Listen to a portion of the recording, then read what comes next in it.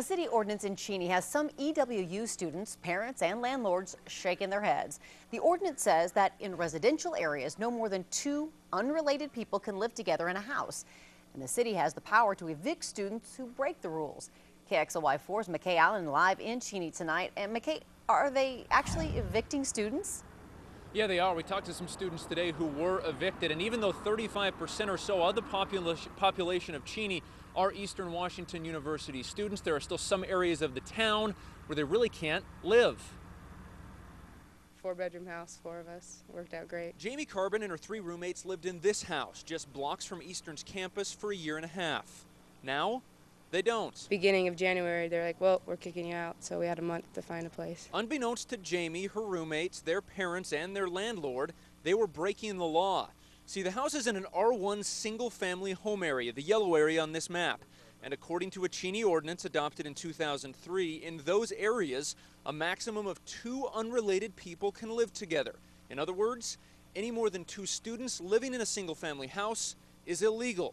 So Jamie and her roommates were kicked out. We were kind of more so just shocked or like surprised because we were unaware of the whole situation. It's about neighborhood stability and ensuring that these are great places to raise families. Brian Jennings is in charge of code enforcement in Cheney. He admits there are probably many, very many, Eastern students breaking the law and living in the yellow zone.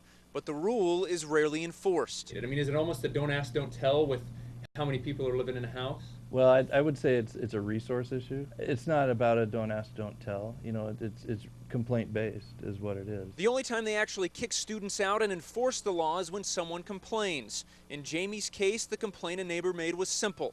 Too many people were living there. I think it needs to be enforced to everyone if they're going to enforce it. Because, I mean, why should we get kicked out and not someone else?